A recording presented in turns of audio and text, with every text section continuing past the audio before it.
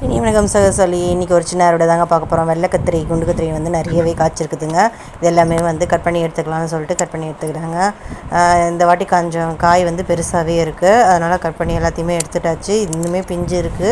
அப்புறமா நீல ஊதா கத்திரி வந்து ஒரு 3 தாங்க இருந்துச்சு. நிறைய பூ எடுத்துச்சு, ஆனால் எல்லாமே பூ கொட்டி போச்சு. இதில் வந்து 3 கத்திரிக்காய் தான் இருக்குது, அதையும் பறிச்சுக்கிட்டேன். அப்புறமா வந்து கொத்தவரை இன்னொரு செடியும் வந்து காய்க்க ஆரம்பிச்சிச்சுங்க. எவ்வளோ பிஞ்சு விட்டுருக்கு பாருங்கள். இதில் வந்து ஒன்று தான் கொஞ்சம் முத்துற மாதிரி இருந்துச்சுன்ட்டு அதை பறிச்சுட்டேன். கொத்தவரையை பறித்து முடிச்சோடனே சம்பங்கி இருந்துச்சு, அதுவும் பறிச்சாச்சு. அப்புறமா பாலக்கீரை இருந்தது, அதுவும் பறிச்சாச்சு. எல்லாத்தையுமே வேரோடையே பிடுங்கியாச்சுங்க.